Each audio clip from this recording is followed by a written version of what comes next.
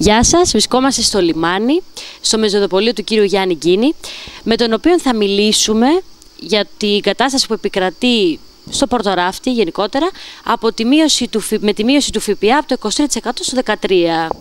Γεια σας. Γεια σας. Τι γίνεται, πείτε μας λίγο την κατάσταση που επικρατεί από 1η Αυγούστου και μετά με τη μείωση του ΦΠΑ. Η κατάσταση με τη μείωση του ΦΠΑ, το βήμα αυτό που έγινε με τη μείωση του ΦΠΑ ήταν σημαντικό για εμάς, κλασικά για θέμα επιβίωσης, όχι για κάτι άλλο. Τα μαγαζιά, δηλαδή τα συναισθίαση και ειδικά εδώ στον τόπο μας από όσο γνωρίζω και παντού, έρχονταν δύσκολα βόλτα που λέμε.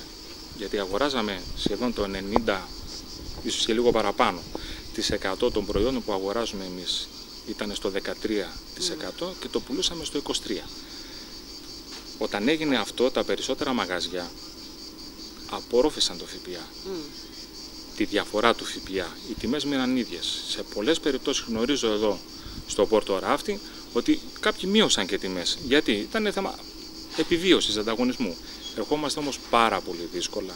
Με την απόδοση του ΦΠΑ δυσκολευόμαστε. Αναγκαζόμαστε να κόψουμε από αλλού για να δώσουμε στο ΦΠΑ. Γιατί η μία απόδοση του ΦΠΑ είναι ποινικό αδίκημα και διώκηση. Προβολικά. Έτσι λοιπόν έχουμε φτάσει στο επίπεδο πολλοί επιχειρηματίες να χρωστάνε αλλού για να αποδώσουμε το ΦΠΑ. Ήταν λοιπόν αυτό ένα πράγμα το οποίο μας οδηγούσε μαθηματικά στο κλείσιμο. Με την κίνηση αυτή η οποία έγινε, ναι μεν βοήθησαν τα μαγαζιά. Απλά τώρα αυτή τη στιγμή καταρχήν πιστεύω ότι θα έπρεπε να γινόταν λίγο πιο νωρίς, γιατί η σεζόν έφυγε.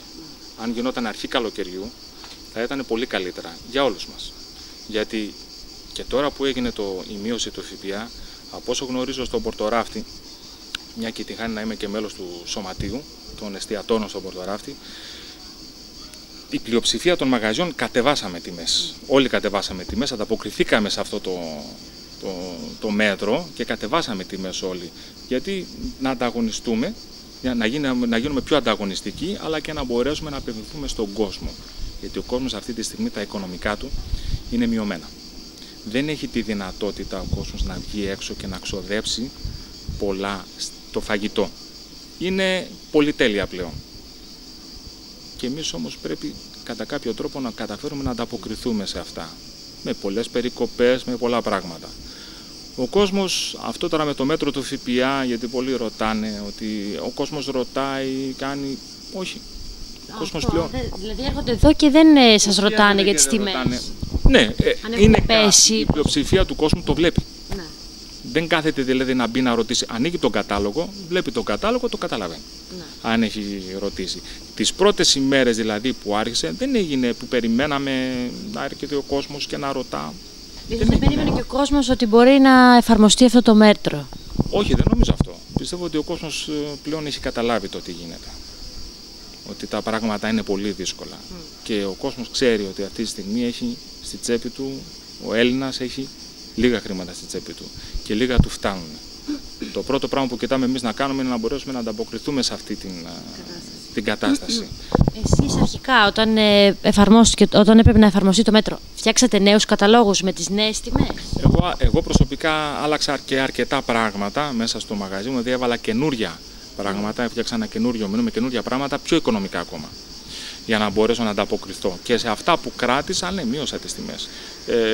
Κατ' ελάχιστον 5% όπως λέει και ο νόμος για να πάρεις το περιβόητο σήμα και πολλές φορές και πάνω από 10%. Εκεί δηλαδή που είχαμε το περιθώριο, που έχω το περιθώριο να κατέβω, και θα κατέβω.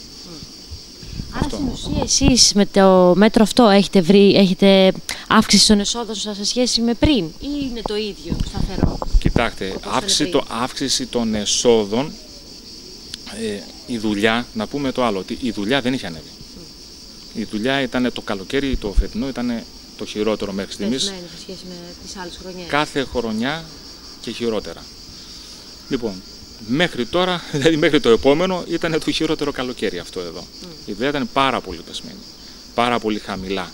Επομένως, για να μπορέσω να μιλήσω με συγκριτικά στοιχεία, να πω κέρδος κτλ., δεν υπάρχει κέρδος. Τα περισσότερα μαγαζιά είμαστε, αν όχι στο όριο, είναι μέσα τα μαγαζιά. Επομένως, αυτό που μιλάμε, δηλαδή δεν μιλάμε τώρα για κέρδος, αν θα έχουμε ένα κέρδος από την μείωση του ΦΠΑ, είναι θέμα επιβίωσης. Δηλαδή οι πελάτες που έρχονται εδώ πέρα με τη μείωση των τιμών δεν παραγγέλνουν περισσότερα πράγματα? Κοιτάξτε, παραγγέλνουν, να το πω αλλιώς. Ο πελάτης, ας πούμε, ότι έχει ένα πλαφόν. Ότι έχω στην τσέπη μου 15 ευρώ. 15 ευρώ θα φάει. Αν μπορεί τώρα να πάρει 5 πράγματα ενώ έπαιρνε 3 ή 4, ναι, θα το κάνει. Αλλά είναι αυτό. Εάν μπορεί να χορτάσει με τα 3 πράγματα και να δώσει 10 ευρώ, πάλι θα το κάνει. Γιατί πάλι του λείπουν χρήματα. Άρα στην ουσία αυτό ωφελεί ίσως πιο πολύ τους καταναλωτές, όχι εσάς. Σίγουρα τους καταναλωτές. Γιατί με τις ίδιες τιμές, έπαιρνε περισσότερες ποσότητες με τις ίδιες τιμές με πριν απλά.